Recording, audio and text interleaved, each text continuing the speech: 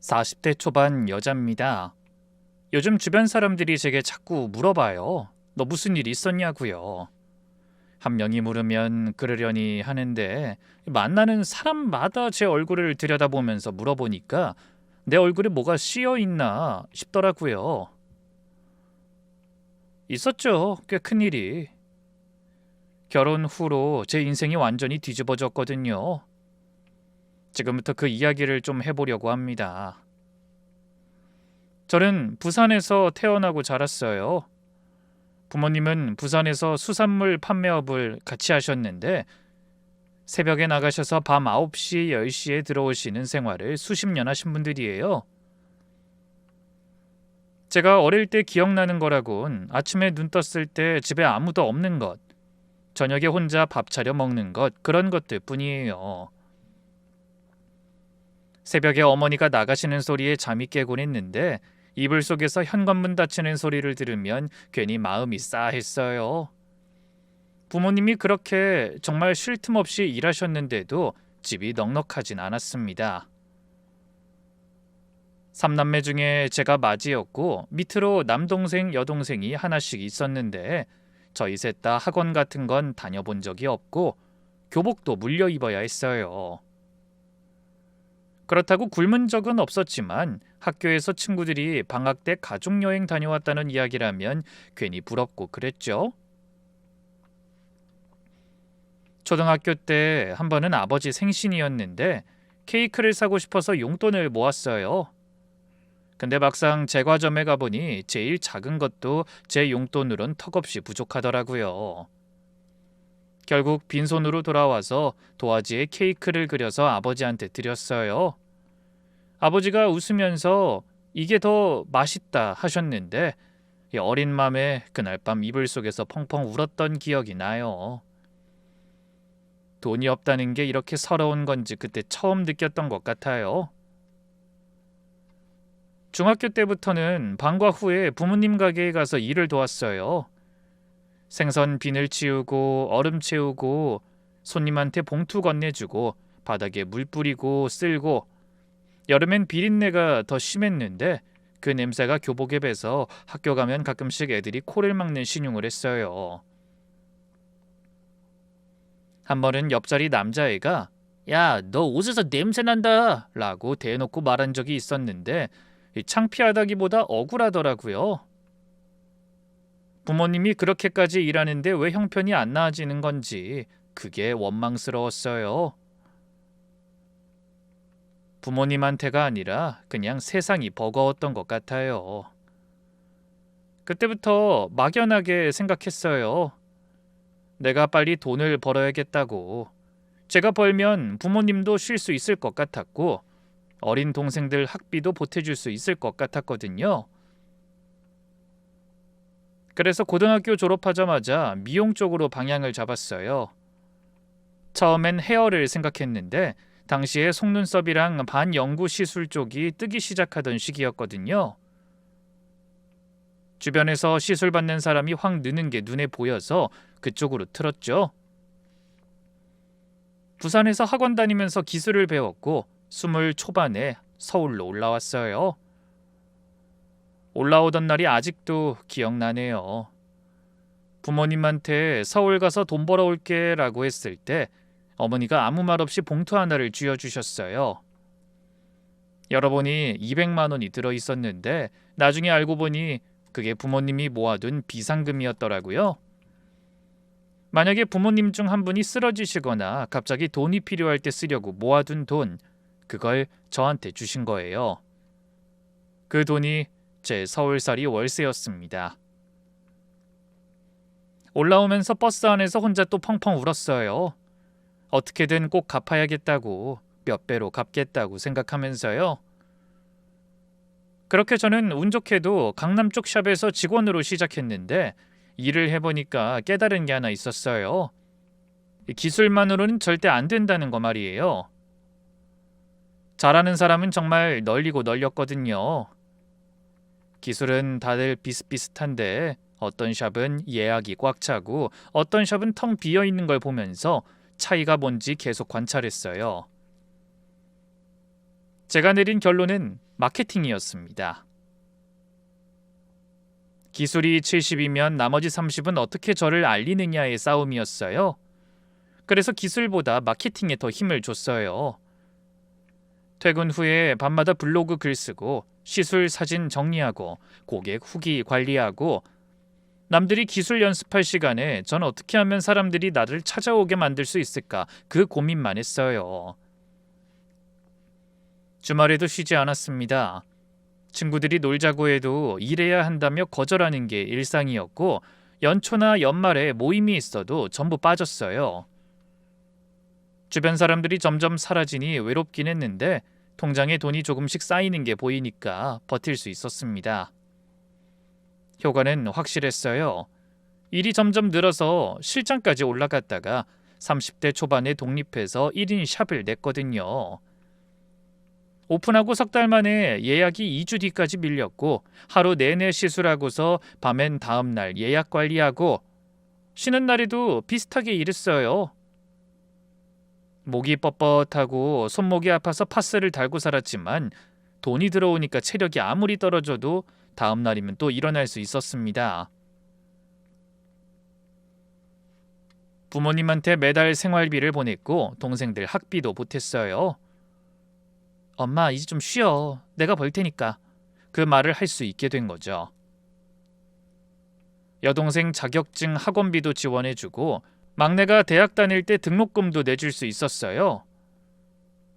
전 정말 짠순이 중 짠순이었답니다. 정말 아끼며 살았어요. 벌면 버는 대로 적금, 예금 쪼개서 넣었습니다. 재테크도 틈틈이 하고요. 점심은 거의 도시락을 싸다녔고 커피도 카페에서 사 먹는 법이 없었어요. 무조건 샵에서 직접 타서 마셨고요. 옷도 계절마다 한두 벌 사는 게 전부였고 무조건 지하철이나 버스만 탔어요. 유일하게 돈을 쓴 게 부모님한테 보내는 생활비랑 동생들 학비였어요. 그것 빼면 정말 안 썼던 것 같아요. 남들이 보면 재미없는 삶이었을 수도 있어요.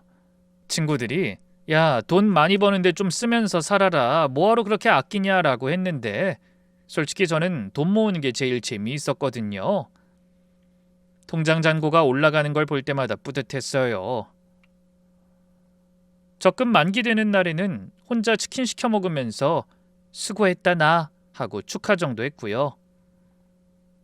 통장에 찍히는 액수가 달라질 때마다 느끼는 감정이 달랐어요. 누군가는 그게 뭐가 재밌냐고 할 수 있겠지만 아무것도 없는 데서 시작한 사람한테 이 통장 잔고는 곧 안전망이었거든요. 숫자가 올라갈수록 마음이 단단해지는 느낌이었습니다. 이 정도면 무슨 일이 생겨도 버틸 수 있겠다 하는 안도감이요. 부모님이 쓰러지셔도 가게가 안 돼도 내가 아파도 버틸 수 있다는 확신. 그게 저한텐 사치보다 훨씬 값진 거였어요. 그렇게 총 모은 돈이 어느새 3억 정도 됐어요. 부모님 지원하고 동생들 학비 대주고 생활비 쓰면서도 그만큼 모은 거예요.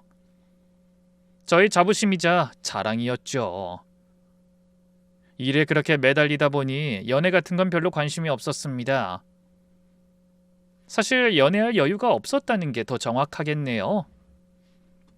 주변에서 소개팅 시켜준다고 해도 바빠서 안 돼 하고 넘기는 게 일상이었고 가끔 샵에 오시는 손님들이 남편 이야기, 아이 이야기라는 걸 듣고 있으면 현실감에 약간 멍해지긴 했지만 당장 급한 게 아니니까 계속 미뤘어요.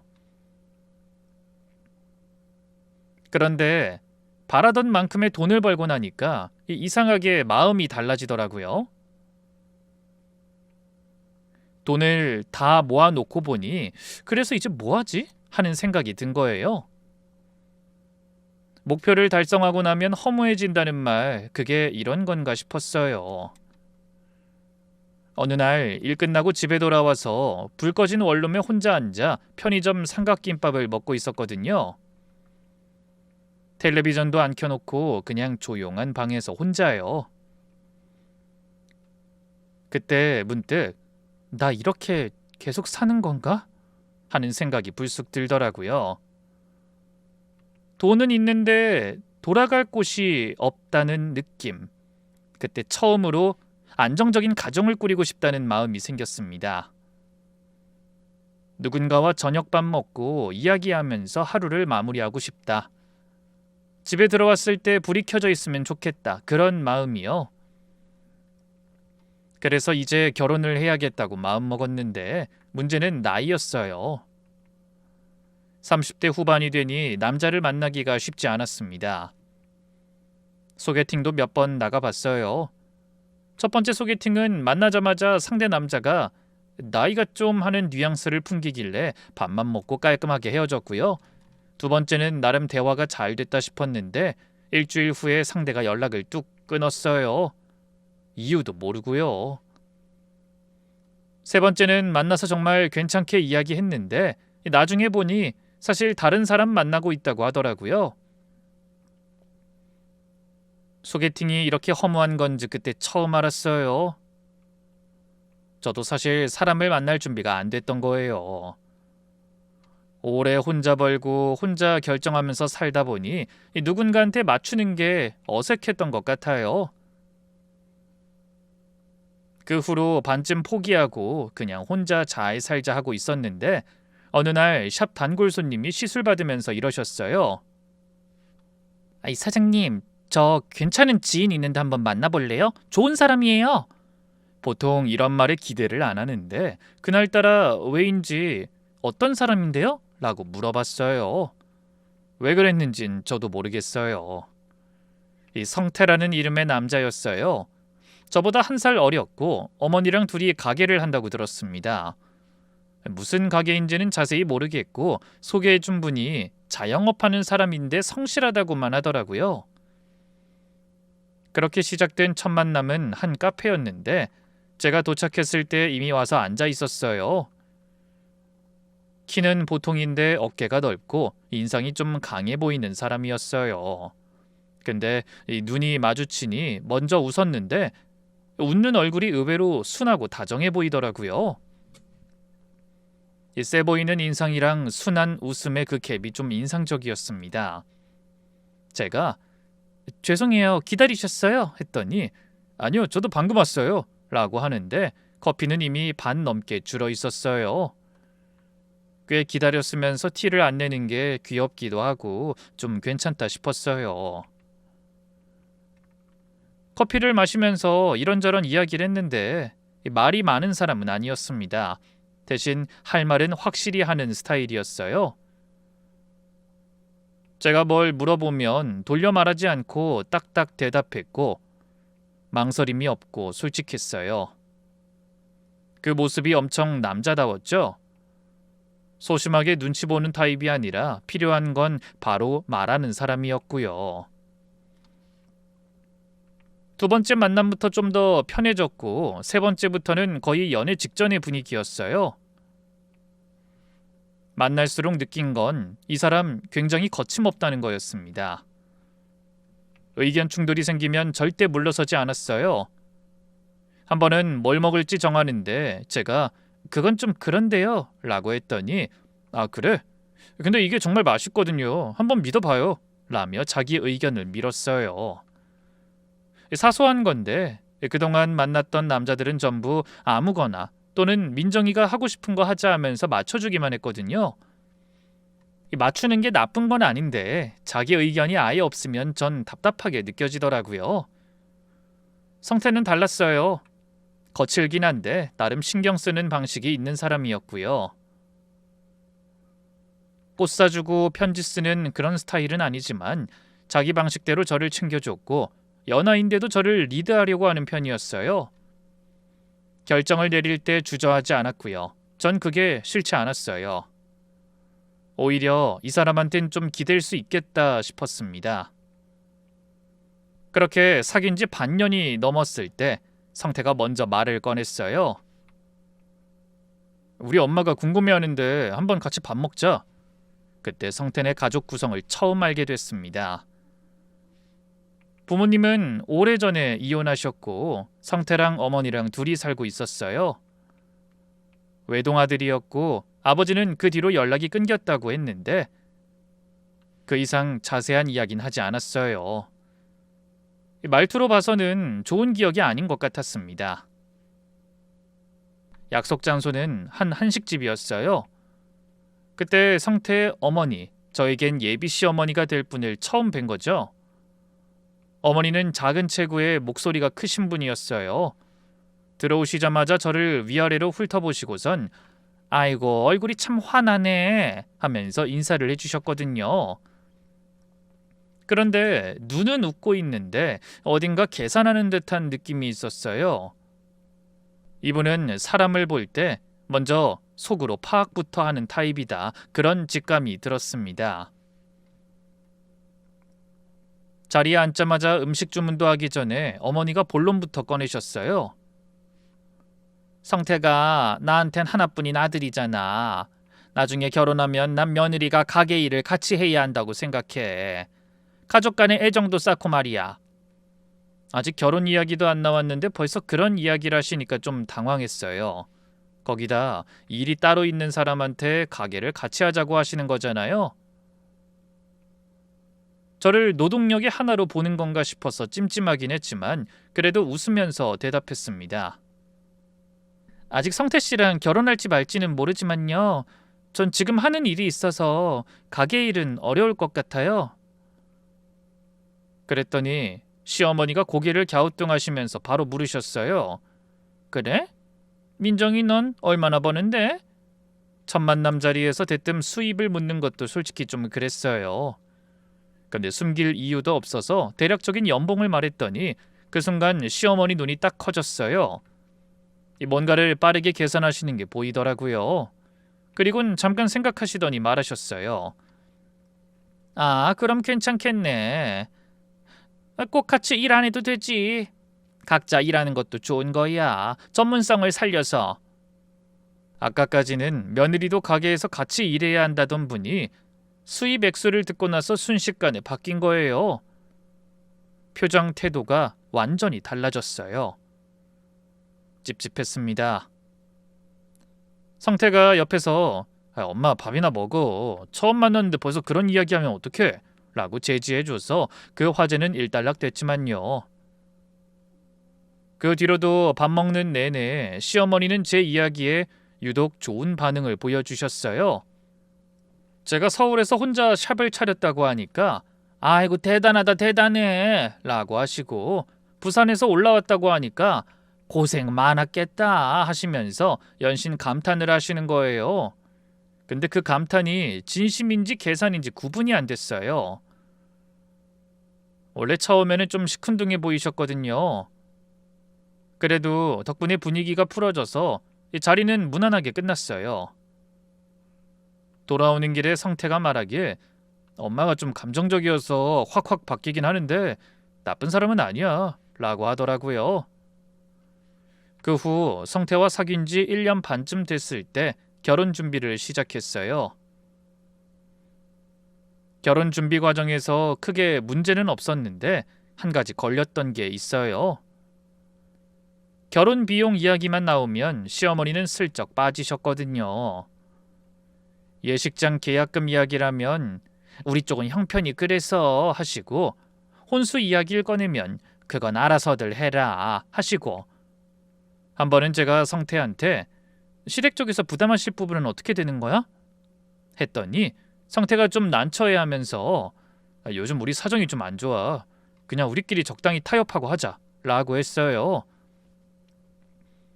애초에 시댁에 도움을 받으려고 한 건 아니었지만 어쩐지 불안한 마음이 들었습니다. 평소 어머니는 그렇게 절약하거나 아끼시는 편이 아닌 것처럼 보였거든요. 좋은 옷과 가방, 좋은 차를 타고 다니셨고요. 근데 하나뿐인 아들 결혼에 단 한 푼도 쓰지 않는 모습을 보니 기분이 묘하더라고요. 그렇게 결혼을 했어요. 결혼 생활은 생각보다 순탄했어요. 성향 자체는 거칠게 내도 살림에 아예 무관심한 편은 아니어서 제가 설거지하면 쓰레기를 버리고 빨래를 돌리면 널어주고 완벽하진 않아도 삶의 패턴을 나름 맞춰가는 느낌이었습니다.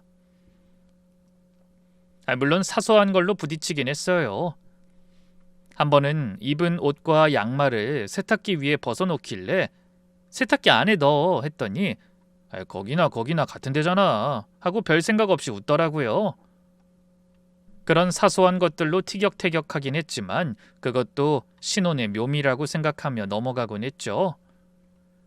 그런데 결혼하고 서너 달 지나니까 문제가 생기기 시작했습니다. 시어머니가 갑자기 저희 집 근처로 이사를 오신 거예요. 그것도 걸어서 10분 거리로요. 게다가 가게도 저희 동네 쪽으로 옮기고 싶어하는 눈치였습니다. 이유를 알 수 없어서 남편에게 물어봤어요. 어머니가 왜 갑자기 이쪽으로 오신 거야? 혼자 사니까 외로우니 가족 가까이 있고 싶으신 거지. 뭘 그래. 외동아들이니까 어머니가 가까이 오시는 것 자체를 뭐라 할 수는 없었어요. 이해도 됐고요. 근데 이 거리가 가까워지니까 시어머니가 정말 수시로 저희 집에 오시기 시작한 거예요. 일주일에 서너 번은 오셨어요. 처음에는 반찬을 해오시거나 맛있는 거 사왔다 하시면서 오셨는데 점점 올 때마다 꼭 잔소리 한마디씩 하시는 거예요. 냉장고를 열어보시고 이건 왜 이렇게 쌓아놨냐? 유통기한 지난 거 아니냐? 하시고 거실을 둘러보시고 인테리어를 왜 이렇게 해놨냐? 답답하게 하시고요. 한 번은 주말에 성태랑 둘이 쉬고 있었는데 갑자기 시어머니가 오신 거예요. 연락도 없이요. 초인종이 울려서 열었더니 장바구니를 들고 서 계셨어요. 들어오시자마자 싱크대로 가서 설거지통을 보시고 이러시는 거예요.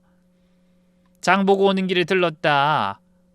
근데 넌 이걸 이렇게 쌓아놓고 어떻게 사냐? 당장 씻어라.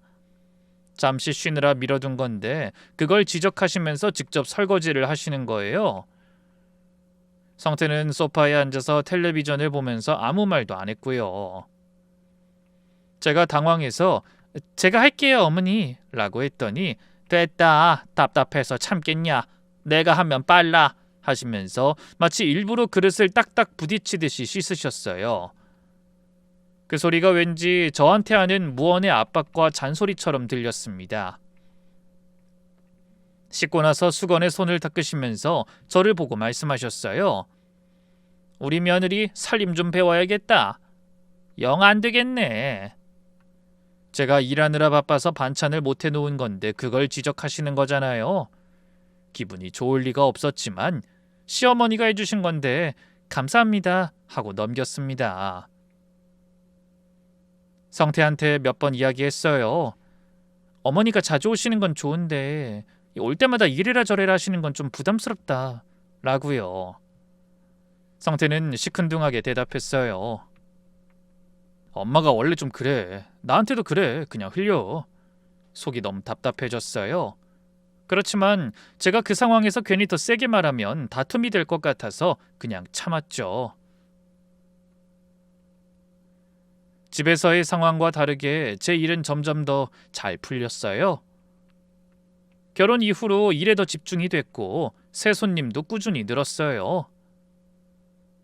하루 예약이 꽉 차는 날이 많아졌고 매출도 결혼 전보다 올랐습니다. 그렇게 자연스럽게 돈이 모이기 시작했는데 결혼 후에 모은 수입에 대해서 남편한테 말하지 않았어요. 이유가 있었습니다. 결혼 전에 성태가 한번 우리 살림 미리 합치자 라고 한 적이 있었거든요. 그래서 제가 좋아. 그럼 서로 통장 오픈하자. 내 것도 보여줄 테니 네 것도 보여줘 라고 했어요. 근데 그때 알게 된 게 제겐 좀 충격이었습니다. 성태는 자기가 버는 돈을 전부 시어머니한테 넘기고 있었던 거예요. 시어머니가 돈을 관리하고 성태는 매달 일정 금액을 용돈처럼 받아 쓰고 있었던 거죠. 40에 가까운 성인 남자가 어머니한테 용돈을 받는 상황이 좀 난감하더라고요. 성태 이름으로 된 통장에는 거의 아무것도 없었어요. 이거 뭐야? 모아둔 돈이 없어? 가게 돈이랑 같이 관리하니까 그래. 엄마가 더 잘 아니까 맡긴 거지. 아무렇지 않게 말하는 게 오히려 더 무서웠어요. 본인이 이상하다는 걸 모르고 있는 거잖아요. 저는 그날 속으로 확실하게 결심했습니다. 이 사람한테 돈을 절대 맡기면 안 되겠다. 그래서 결혼 후에도 생활비는 각자 관리하기로 정한 거예요. 성태도 그땐 알겠어, 그렇게 하자 라고 동의했습니다. 그런데 제 사업이 잘 되기 시작하니까 성태가 다시 한번 살림을 합치자고 꺼낸 거예요. 저녁 먹다가 갑자기 말하더라고요. 민정아, 부부인데 따로따로 하는 게 좀 그런 것 같아. 지금이라도 돈 합치자. 타이밍이 공교로웠어요. 제 샵이 더 잘 풀리고 제가 바쁘게 돌아다니는 걸 보면서 돈이 벌린다는 걸 느꼈던 걸까요? 전 일단 아무렇지 않게 넘기려 했어요. 지금 이대로 괜찮은데 굳이 바꿀 필요 있어? 합치면 더 복잡할 것 같아. 성태가 입을 삐죽거렸지만 그날은 더 밀어붙이지 않았습니다. 근데 그 이후로 밥 먹을 때마다 은근슬쩍 돈 이야기를 꺼냈어요. 요즘 매출 괜찮아? 적금 넣고 있어? 같은 식으로요. 대답을 안 해주면 부부 사이에 비밀이 있으면 안 되는 거 아니냐고 하고요. 그때부터 좀 불편해지기 시작했습니다. 성태가 왜 그렇게 살림 합치자고 했는지 얼마 지나지 않아 확실히 알게 됐어요. 시어머니랑 같이 하는 가게가 요즘 잘 안 되고 있었던 거예요. 매출이 줄었다는 이야기를 한두 번 흘린 적은 있었는데 그게 생각보다 심각한 상황이었던 겁니다. 거기다 성태는 원래 씀씀이가 컸어요. 술, 담배 다 하면서 친구들 만나면 크게 썼고 가전제품이나 전자기기 같은 것도 꼭 가장 최신의 좋은 걸 사야 직성이 풀리는 사람이었거든요. 집에 올 때마다 택배 상자가 하나씩 있었어요. 이번 건 꼭 필요한 거야 라고 하는데 꼭 필요한 게 매주 있을 리가 없잖아요. 가게 매출은 줄었는데 쓰는 건 안 줄이니까 생활비가 부족해진 거였습니다. 또다시 살림을 합치자고 했을 때 저는 더 확실하게 거절했어요. 처음부터 각자 관리하기로 약속했잖아. 바꾸지 말자. 그렇게 거절하고 나서 며칠 후부터 시어머니가 집으로 찾아오시기 시작했습니다. 전에도 오시긴 했지만 이번에는 확실히 달랐어요. 저를 찾아와서 뜬금없이 이런 말씀을 하시는 겁니다. 민정아, 요즘 너희 사이에 무슨 문제 있는 거 아니냐? 갑자기 그러시니까 당황했어요. 아니요, 없는데요 라고 했더니 성태가 요즘 기가 많이 죽어있다. 뭔 문제 있는 거 아니냐? 라면서 한숨을 쉬시는 거예요. 남편을 너무 무시하면 안 돼. 아무리 네가 돈을 잘 벌어도. 제가 언제 무시했다는 거예요? 이 말이 목까지 치밀어 올라왔지만 삼켰습니다. 또 다른 날은 찾아오셔서 또 부부는 하나인데 왜 따로 살림을 하냐? 그게 부부야? 라고 하시고요. 아무래도 성태가 시어머니한테 다 이야기한 게 분명했어요. 살림 합치자고 했는데 제가 거절한 것, 생활비가 빠듯한 것 전부요. 화가 치밀었는데 참았습니다. 시어머니한테 대들었다가는 성태랑 시어머니가 둘 다 적이 되는 상황이 벌어질 게 뻔했거든요. 네, 알겠습니다 하고 우선 보내드렸죠. 그렇게 시어머니가 가신 뒤에 성태한테 말했습니다. 어머니한테 우리에 관한 이야기 하지 마. 부부 사이 일인데 왜 어머니한테 말해? 특히 돈 문제는 민감한 거잖아. 그러자 성태가 딱 잡아댔어요. 내가 언제 말했다고 그래. 엄마가 알아서 눈치챈 거지.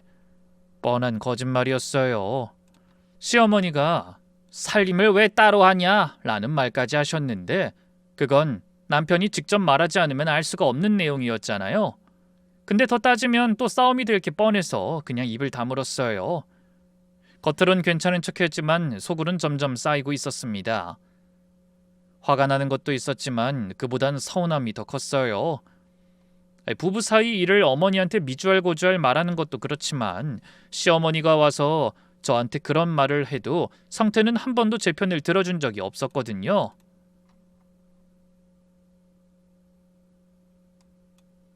항상 엄마는 원래 그래 한마디로 끝이었어요. 내가 참아야 하는 건가? 언제까지 그래야 하는 건가? 그런 생각이 자꾸 들었습니다. 그러던 중 충격적인 사실을 하나 알게 됐습니다. 시어머니한테 만나는 남자가 있던 거예요. 이혼하신 지 오래됐으니 연애를 하시는 거야 뭐라 할 일이 아닌데 문제는 그 남자가 시어머니네 가게 운영에 깊숙이 간섭하고 있었다는 거예요. 그 남자 이야기를 처음 들은 건 성태를 통해서였어요. 어느 날 저녁에 성태가 긴 통화를 하고 끊길래 누구한테 전화한 거야? 했더니 그냥 아는 지인이야 라고 하더라고요. 그러면서 자연스럽게 그 사람 이야기를 했어요. 사실 제게 말은 못했지만 어머니가 몇 년 전부터 만나고 있는 분이라고 하는 거예요. 사업을 오래 해본 사람이라 가게 운영에 대해 이것저것 조언을 해준다고요. 성태 말투에서 그 남자를 꽤 신뢰하고 있다는 게 느껴졌어요. 아버지의 빈자리를 어느 정도 채워주는 사람이었나 봅니다. 야, 아저씨가 이번에 좋은 아이디어를 줬어 라고 말할 때 표정이 밝았거든요. 근데 그 사람의 조언이라는 게 듣다 보면 영 아닌 것들이었어요. 가게 메뉴를 갑자기 확 바꾸자고 했다거나 인테리어를 뜯어 고치자고 했다거나 오래된 거래처를 끊고 새로운 곳을 알아보자고 했다거나 한두 가지가 아니었어요. 성태가 아저씨가 이렇게 하면 된다고 했어 라며 신나서 말하는데 정작 가게 상황은 전혀 나아지지 않았거든요. 바꿀 때마다 기존 단골이 빠지고 비용만 들어갔어요. 인테리어 바꾼다고 돈 쓰고 메뉴 바꾼다고 재료비 늘리고 거래처 바꿨더니 단가가 올라가고 악순환이었습니다. 한 번은 성태가 아저씨가 거래처를 새로 연결해준다는데 이번엔 좀 나을 것 같아 라고 하길래 참다 말했어요. 자기야, 그분 말대로 해서 매출이 오른 적 있어? 계속 바꾸기만 하고 실속이 없잖아. 순간 성태 얼굴이 확 굳었어요. 넌 그분에 대해서 잘 모르잖아. 사업 오래 한 사람이야. 우리보다 경험이 있는 사람이라고. 성태의 태도를 보고 저도 더 이상 말하지 않았어요. 지금은 뭘 말해도 성태의 귀에는 안 들어가겠다 싶었거든요. 보니까 시어머니와 성태 둘 다 그 남자 말이면 전부 따르는 분위기였고 제가 끼어들 자리는 없었습니다. 그러다 한 번은 명절에 시어머니 집에 갔을 때 그 남자를 잠깐 본 적이 있었어요. 거실에 앉아서 텔레비전을 보고 있었는데 제가 인사를 하니까 고개만 살짝 끄덕이더라고요. 와중에 시어머니가 그 남자 옆에 딱 붙어서 과일을 직접 깎아주며 우리 형태 씨는 사과를 제일 좋아하지 이렇게 애교를 부리시는 겁니다. 이 집에서 그 남자가 어떤 위치인지 대충 감이 잡혔어요. 성태는 그 남자 앞에서 좀 작아져 있었어요. 말도 조심스럽게 하고 눈치를 보는 느낌이었습니다. 평소에 거침없고 자기 주장이 강한 사람이 그 남자 앞에서만 고분고분해지는 게 좀 묘했어요. 그날 돌아오는 차 안에서 성태한테 물었어요. 그 어머니랑 만나는 분은 뭐 하는 사람이야 정확히?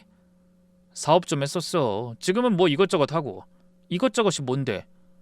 왜 이렇게 캐물어? 엄마가 좋아하는 사람이니까 그냥 좋게 보자고. 더 물어봐도 제대로 답을 안 했어요. 나중에 시어머니네 가게에 있던 직원분한테 우연히 이야기를 듣게 됐는데 그 남자는 가게에 오면 사장처럼 행동한다더라고요. 직원들한테 이래라 저래라 지시하고 시어머니도 그 남자 말에 고개를 끄덕이고요. 그 이야기를 듣고 나서야 상황이 명확해졌습니다. 확실한 건 그 남자가 가게에 끼어들면서 상황을 계속 악화시키고 있었어요. 조언이라고 하는 것들이 전부 돈을 쓰게 만드는 방향이었고 결과적으로 가게 매출은 반토막이 났습니다. 돈을 잃으니까 시댁 입장에서 가장 만만한 돈줄이 뭐였겠어요? 저였죠. 성태가 살림합치자고 한 것, 시어머니가 집에 찾아와서 남편을 무시하면 안 된다며 압박한 것, 전부 다 맥락이 연결되는 거였습니다. 그러던 어느 날 저녁, 시어머니가 저희 집에 또 오셨어요. 근데 이번엔 분위기가 좀 달랐어요. 보통은 와서 이것저것 살림이나 부부 사이를 간섭하다 가시는 패턴이었는데 이날은 들어오시자마자 거실에 앉아서 차를 한 잔 달라고 하시더라고요. 새아가, 사실 오늘 할 이야기가 있어서 왔다. 뭔가 싶었어요. 시어머니가 이렇게 말을 돌리면서 꺼내는 건 처음이었거든요. 보통은 하고 싶은 말이 있으면 바로 하시는 분이었는데 말이죠. 우리한테 좋은 아이템이 있는데 가게를 확장하면 대박이 날 것 같아. 지금 하는 가게 말고 새로운 걸 하나 더 열면 수입이 확 늘어날 거다. 같이 해보는 거 어떠니? 그 말은 즉 당장의 투자금이 필요하다는 말이었습니다. 계속 듣다가 단도직입적으로 물었어요. 어머니, 혹시 어머니가 만나시는 그분이 확장하고 싶어 하시는 거예요? 시어머니 표정이 순간 굳었어요. 입술이 살짝 떨리더니 뭔가 말하려다 멈추셨어요. 저는 어느 정도 확신하고 이어서 말했어요. 그분 판단대로 해서 가게가 지금 이렇게 된 건데 확장은 좋지 않은 방향 같아요.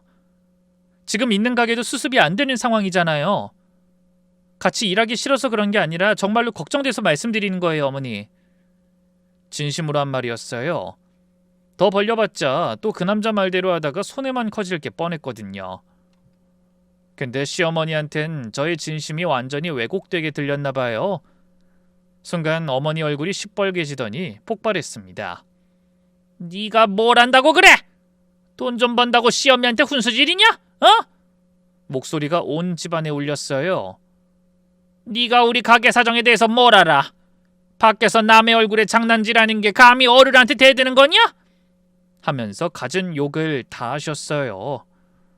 성태가 너 만나고 나서 달라졌어. 전에는 안 그랬는데 요즘은 해이해지고 계속 돈 이야기만 하고. 이런 식으로 이야기하면서 저희의 결혼 생활에 대해 지적하시고요. 내가 반찬에다 주고 이것저것 챙겨줬더니 고마운 것도 모르니 넌? 내가 너한테 잘해준 게 죄냐? 이런 말도 덧붙이셨어요. 말대꾸를 하면 더 커질 것 같아서 우선 가만히 서서 들었어요. 시어머니가 한참을 소리 지르시다가 결국 문을 쾅 닫고 나가셨습니다. 그 직후 성태가 들어왔어요. 퇴근하고 오다 현관에서 시어머니와 마주친 모양이었어요. 무슨 일이야? 엄마 왜 화나서 가셨어? 상황을 설명했더니 성태 반응이 가관이었죠. 엄마한테 왜 그런 식으로 말해? 뭐가 그런 식인지 모르겠더라고요. 제 말이 맞는지 틀린진 관심도 없었습니다. 엄마가 화가 났다. 그럼 제가 잘못한 거. 그게 이 사람의 공식이었어요. 저는 아무 말도 하지 않았어요. 할 말이 없어서가 아니라 해봤자 소용이 없다는 걸 이미 너무 잘 알았으니까요. 성태가 방으로 들어가면서 한마디 더 했습니다. 당신 내일 엄마한테 사과해. 그 말을 듣는 순간 가슴이 답답해지는 게 아니라 오히려 머릿속이 맑아지는 느낌이었어요. 아, 이 사람은 영원히 이러겠구나. 제가 뭘 말해도 어떤 상황이 와도 엄마가 먼저인 사람. 부부 사이의 제 자리는 항상 시어머니 뒤일 게 뻔했어요. 그날 밤 잠이 안 왔습니다. 이 결혼이 과연 맞는 건가? 라는 생각이 머리에 뒤덮였어요. 그 후 성태와 사이가 급격히 나빠졌어요. 말다툼이 잦아진 거예요. 사소한 것에도 서로 예민해졌고 한번 붙으면 쉽게 풀리지 않았어요. 예전엔 싸운 다음 날이면 먼저 아무렇지 않게 말을 걸던 성태가 이제는 며칠씩 냉전을 했어요. 밥도 따로 먹고 같은 방에서 자면서도 서로 등을 돌린 채 아무 말도 안 하는 밤이 많아졌습니다. 연애할 때는 거침없고 리드하려는 성격이 듬직하게 느껴졌는데 부부싸움에서는 완전히 다른 문제였어요. 자기가 맞다고 생각하면 끝까지 밀어붙이고 제 말은 귀에 안 들리는 것 같더라고요. 내 말 좀 들어봐 라고 해도 뭘 들어? 네가 맞다고 하면 맞는 거냐? 라며 벽을 세웠고요. 의견이 다르면 대화로 풀어야 하는데 이 사람한텐 그 개념 자체가 없었습니다. 자기 말이 곧 결론이었어요. 대화가 안 되니까 싸움만 쌓이고 쌓이니까 지치고 지치니까 같은 집에 살면서도 남남 같은 날이 늘어갔어요. 연애할 때 좋아했던 바로 그 성격이 결혼 생활을 이렇게 갉아먹을 줄은 생각을 못했어요. 한 번은 제가 시어머니 이야기를 꺼냈다가 크게 싸운 적이 있었어요. 어머니가 자꾸 집에 오셔서 간섭하시는 게 힘들어. 좀 선을 그어줄 수 없냐? 라고 했더니 성태가 벌떡 일어나면서 이러는 거예요. 엄마가 너한테 뭘 어쨌는데? 반찬에다 주고 걱정해주는 게 간섭이야? 그 속뜻을 좀 헤아려 줄 수 없어? 그게 간섭이 아니면 뭐야? 올 때마다 집안 구석구석 검사하고 내가 뭘 하든 한마디씩 하시잖아. 심지어 투자금까지 달라고 하시는데 내가 그 속뜻까지 헤아려야 해? 우리 엄마 그런 염치 없는 사람 아니야. 네가 예민한 거지. 대화가 안 됐어요. 제가 아무리 구체적으로 말해도 성태한텐 제 이야기 자체가 엄마를 공격하는 걸로 들렸나 봐요. 결국 넌 맨날 우리 엄마 탓만 하잖아. 지겹다. 도와주진 못할 망정 욕이나 하고, 이런 말로 싸움이 끝났어요. 아니, 끝난 게 아니라 정확히는 성태가 방문을 닫아버려서 더 이상 이야기를 못한 거죠. 이런 식의 싸움이 한두 번이 아니었어요. 그러던 중에 결정적인 일이 터졌어요. 어느 날 일하고 집에 돌아왔는데 성태가 소파에 앉아서 절 기다리고 있는 거예요. 화난 것 같기도 하고 뭔가 복잡한 것 같기도 하고 절 보자마자 성태가 입을 열었어요. 당신 통장에 3억 넘게 있더라? 머릿속이 하얘졌어요. 그날 아침 제가 자리를 비운 사이에 제 핸드폰으로 뱅킹 앱을 열어서 잔고를 본 것 같더라고요. 잠금 패턴을 알고 있었나 봐요.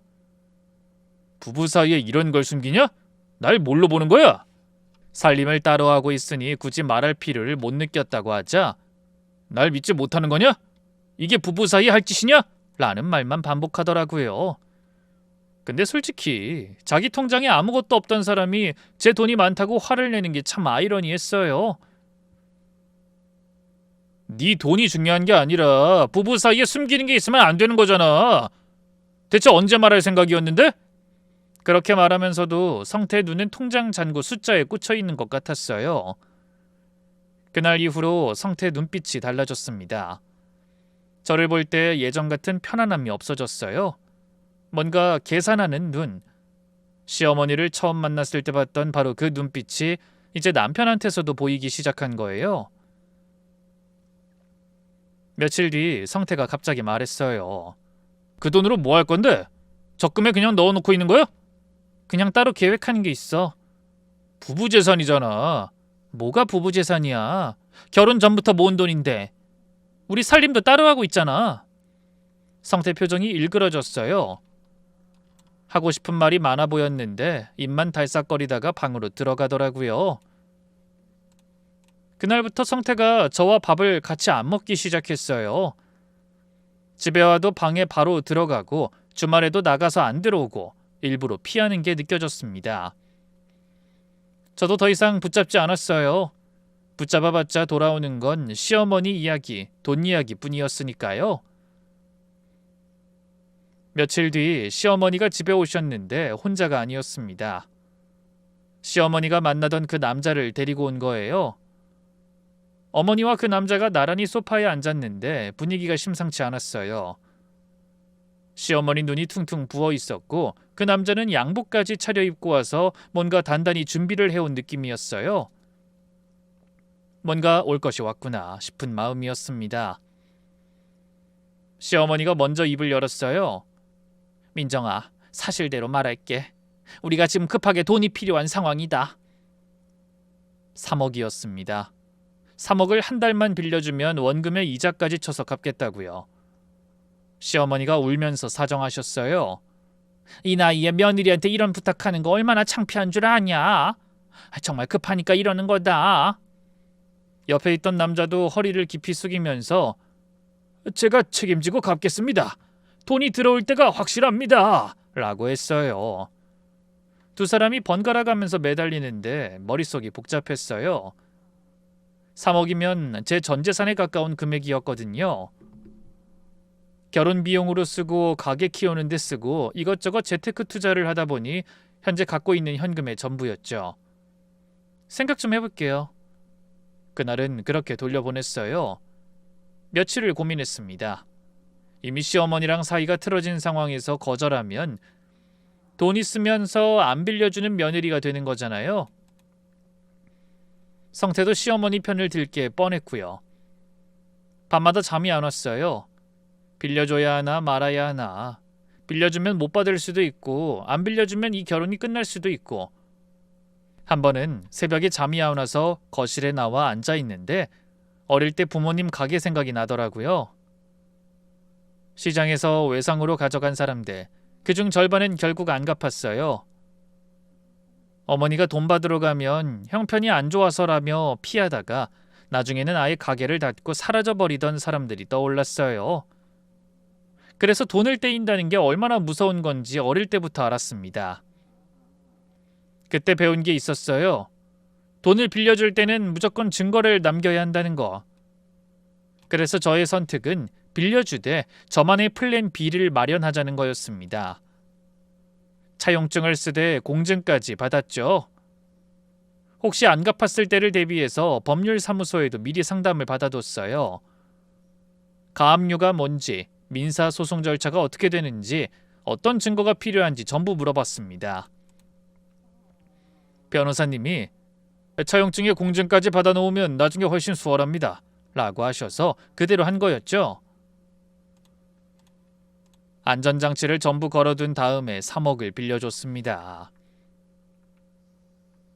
다시 한번 약속을 받으면서 시어머니가 한 달 안에 갚겠다는 말을 녹음해 두었고요. 이체 버튼을 누르는 순간 손가락이 떨렸어요. 어쩌면 이 선택으로 인해 미래가 결정될 거란 예감이 들었죠. 시어머니는 돈을 받으면서 제 손을 잡고 고맙다, 꼭 갚을게 라고 했고 그 남자도 고개를 깊이 숙이면서 은혜 잊지 않겠습니다 라고 했어요. 그 돈을 받고 나서 눈물까지 글썽이셨는데 그 눈물이 정말 고마워서 나온 건지 아니면 드디어 돈을 손에 쥐어서 나온 건지 그 구분이 안 됐어요. 그렇지만 그 어느 쪽이든 제 마음 한쪽에서는 이미 최악의 상황을 준비하고 있었습니다. 3억을 빌려주고 한 달이 지났습니다. 약속 날짜가 지났는데 역시 시어머니한테서 아무 연락이 없었어요. 제가 먼저 전화해도 안 받았어요. 문자를 보냈는데도 읽고 답이 없었죠. 다음 날도 그 다음 날도 마찬가지였습니다. 시어머니가 만나던 그 남자한테도 전화를 해봤는데 번호가 바뀌어 있었어요. 전화기를 바꿨는지 번호를 바꿨는진 어쨌든 연결 자체가 안 됐어요. 한 달 약속이 지나고 이틀째 되던 날 시어머니 집 앞까지 가봤어요. 초인종을 눌렀는데 아무도 안 나왔어요. 커튼이 쳐져 있었고 안에 불이 켜져 있는 건지 아닌 건지도 모르겠더라고요. 한참을 문 앞에 서 있다가 돌아왔습니다. 돌아오는 길에 가슴이 답답해서 걷다가 멈추고 멈추다가 걷고를 반복했어요. 불안한 게 아니라 화가 났어요. 설마 했는데 설마가 사람 잡는 거라더니 곧바로 성태한테 말했습니다. 어머니 연락이 안 돼. 한 달 됐는데 돈 이야기도 없고 전화도 안 받아. 어머니한테 전화 좀 해봐. 성태가 소파에 앉아서 텔레비전을 보고 있었는데 고개도 안 돌리고 대답했는데 그 대답을 평생 잊을 수가 없습니다. 웃었어요. 코웃음이 아니라 정말 웃으면서 이렇게 말하는 거예요. 야, 그 돈 못 받아. 우리 엄마 돈 없어. 멍해졌어요. 성태가 이어서 말했습니다. 시어머니가 그 돈을 전부 그 남자한테 넘겼다고. 그 남자가 함께하는 사업을 벌이는데 넣어놔서 시어머니한텐 남은 돈이 없을 거란 겁니다. 남편은 이 사실을 진작부터 알고 있던 것 같고요. 네가 순진하게 빌려준 거지 누가 칼 들고 뺏었냐? 그냥 시댁 기 한 번 살려줬다고 생각해. 엄마도 배운 게 있을 거야. 그 말을 듣고 한참을 서 있었어요. 분노도 배신감도 한꺼번에 밀려오는데 뭐 하나 제대로 표현이 안 됐어요. 성태는 여전히 텔레비전을 보면서 웃고 있었고요. 이 사람이 웃고 있다는 게 믿기지 않았어요.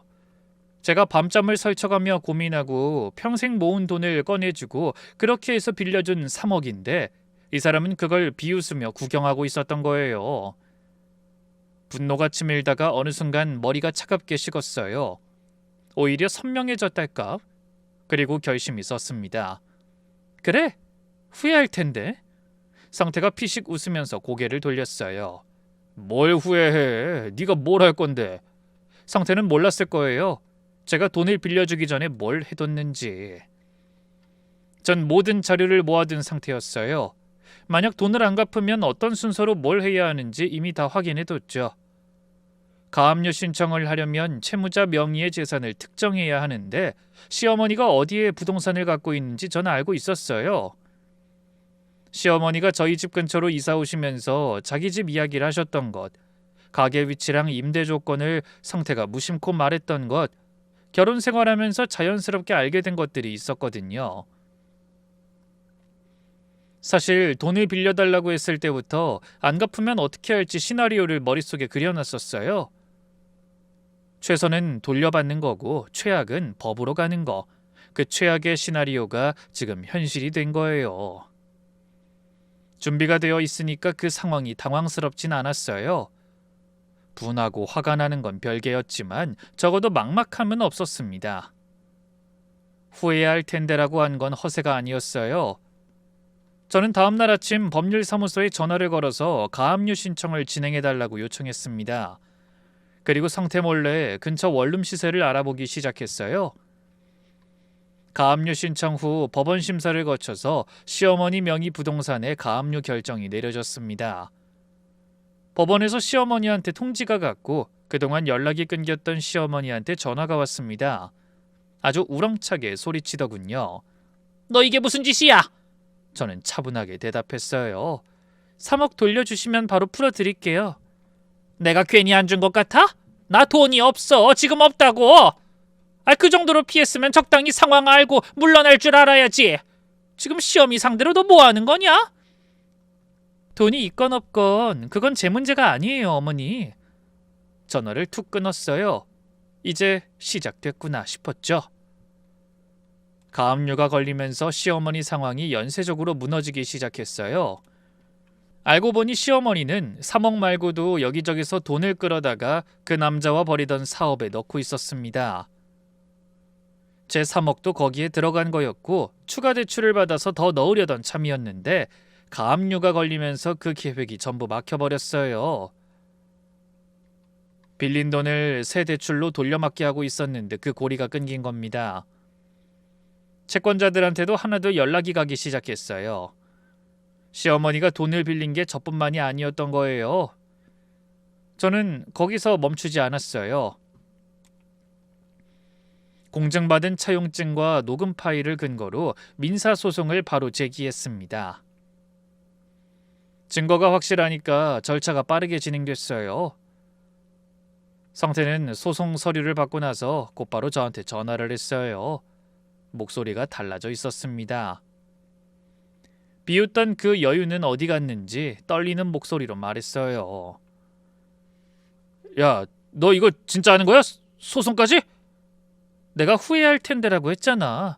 그때 비웃었지? 장난이 아닌 것도 모르고. 그러게 주제 파악을 잘했어야지. 한번 가족끼리 똘똘 뭉쳐서 해결해봐. 전화를 끊었어요. 그 뒤로 성태한테서 며칠간 연락이 없었어요. 아마 현실을 받아들이는데 시간이 필요했겠죠? 소송이 진행되고 얼마 뒤 시어머니가 저를 찾아왔어요. 얼굴이 많이 달라져 있었어요. 살이 빠지셨고 눈에 힘이 없어서 처음 만났을 때 그 당당하고 계산 빠르던 모습은 어디에도 없었습니다. 세아가 제발 소송 좀 취하해다오. 내가 잘못했다. 시어머니가 계속해서 변명을 늘어놓기 시작했습니다. 그 남자가 확실하다고 해서 믿은 거라고, 자기도 속은 거라고, 돈을 안 갚으려고 한 게 아니라 갚을 수가 없었던 거라고요. 한참 이야기하시다가 이러셨어요. 그 사람한테 다 넘어간 거다. 나도 피해자야. 저는 물었어요. 그럼 왜 연락을 끊으셨어요? 피해자면 저한테 솔직하게 말씀하셨어야죠. 한마디라도 하셨으면 제가 이렇게까지 했겠어요? 시어머니는 역시 대답을 못하셨어요. 잠깐 침묵이 흐르다가 다른 쪽으로 말을 돌리셨습니다. 성태가 불쌍하지 않냐? 그 애 가족은 나 하나밖에 없는데 네가 이러면 성태는 어떡하냐? 그 말을 듣는 순간 참고 있던 게 터졌어요.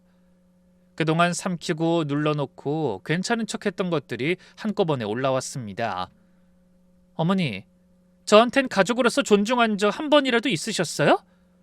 처음 만났을 때 제 수입 물어보시고 태도 바뀌셨던 거, 결혼하고 나서 집에 올 때마다 간섭하시고 부부 사이에 일에 끼어드셨던 거, 가게 확장하자고 했다가 제가 반대하니까 네가 뭘 안다고 하면서 갖은 욕하셨던 거 전부 기억합니다. 그때마다 절 가족이 아니라 눈에 가시처럼 대하셨잖아요. 시어머니가 입을 달싹거리셨지만 말이 안 나오는 것 같았어요. 저는 멈추지 않았습니다. 정말 갚을 생각 있으셨어요? 저를 논리적으로 납득시켜 보시던가요. 시어머니가 고개를 떨구셨어요. 한참을 아무 말도 못하시다가 떨리는 목소리로 이러셨어요. 나도 그 사람한테 속은 거다. 그 사람이 다 괜찮다고 해서 또 그 말씀이네요. 어머니가 속으신 건 제 잘못이 아니에요. 근데 그 피해를 왜 제가 떠안아야 하는 건가요? 그래도 된다고 쉽게 생각하신 거잖아요. 시어머니는 할 말을 잃으셨어요. 눈에 눈물이 고이더니 미안하다고 작게 말씀하셨죠. 전 자리에서 일어나면서 말했습니다. 돈은 법대로 받겠습니다. 성태 씨랑 알아서 잘 해결해 보세요. 그 인간이랑도 이제 끝이니까. 뒤에서 시어머니가 절 계속 부르셨지만 돌아보지 않았어요. 밖으로 나와서 걷는데 다리가 후들거렸어요. 카페 안에서는 꿋꿋하게 말했는데 막상 나오니까 온몸에서 힘이 빠지더라고요. 시어머니가 만나던 그 남자는 상황이 안 좋아지니까 연락을 끊었어요. 전화도 안 받고 문자도 안 읽고 아예 잠적해버린 거예요. 시어머니가 그 남자 집까지 찾아갔다는 이야기를 나중에 들었는데 그 남자는 이미 이사를 간 뒤였다고 해요. 돈 될 때만 붙어 있다가 상황이 꼬이니까 빠진 겁니다. 시어머니가 그 남자를 얼마나 믿었는지 가게 운영도 맡기고 돈도 넘기고 거의 모든 걸 의지했는데 그 사람한테 어머닌 그저 돈줄 중 하나였던 거예요. 쓸 게 없어지니까 버리는 거. 사람이 그렇게 간단할 수 있다는 게 씁쓸하긴 했어요. 저한테 그렇게 큰 피해를 준 사람인데도 시어머니가 그 남자한테 버림받았다는 이야기를 들으니까 한쪽으론 그것 봐 내가 뭘 했어 라는 마음이 들면서 다른 한쪽으로는 저 사람도 결국 누군가한테 이용당한 건가 하는 측은지심이 들기도 했어요.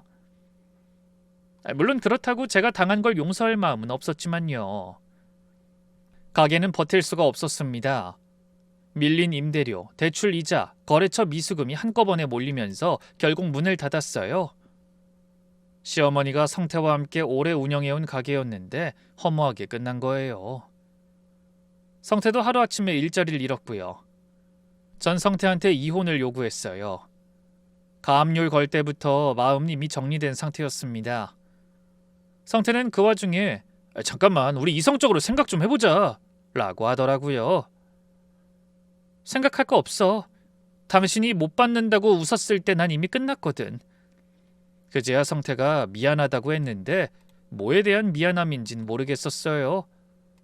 돈을 못 돌려준 거에 대한 건지 비웃은 것에 대한 건지 아니면 이 상황 전체에 대한 건지 어쨌든 너무 늦은 거죠.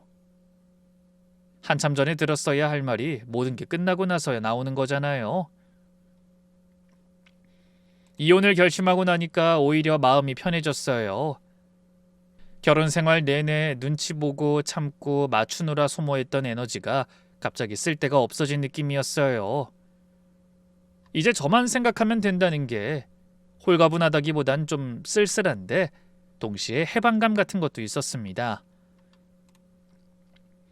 재산분할 과정에서 3억 채권이 핵심이 됐는데 소송이 진행 중이었기 때문에 이혼과 별개로 처리됐어요. 시어머니 명의 부동산이 결국 처분되면서 일부를 회수했고 나머진 분할 상환 구조를 만들어놨죠. 이혼 서류에 도장을 찍는 날 구청에 나란히 앉아 있었는데 둘 다 아무 말이 없었어요. 창고에서 서류를 처리하는 동안 기다리고 있는데 성태가 마지막으로 한마디 했어요. 나 정말 당신 많이 좋아했었어. 무시하고 돌아섰어요. 좋아했으면서 왜 그랬는지, 왜 비웃었는지, 왜 한 번도 제 편이 아니었는지, 그건 성태가 스스로 답을 찾아야 할 문제니까요. 결국 그렇게 서류 처리가 끝나고 도장을 찍었어요. 전 그렇게 이혼하고 나서 혼자 살고 있어요. 샵은 계속 운영 중이고 일이 바빠서 하루하루가 빠르게 지나갑니다. 3억은 아직 전액 회수하진 못했지만 법적으로 구조를 만들어 놨으니까 시간 문제예요. 급하진 않아요. 시간은 제 편이라고 생각하거든요. 요즘은 그냥 무탈하게 살고 있어요. 잃어버렸던 것들을 하나씩 되찾고 있는 느낌이에요. 이렇게 하나씩 해결하다 보면 언젠가 제가 바라던 평화와 행복 모두 되찾을 거라 믿습니다.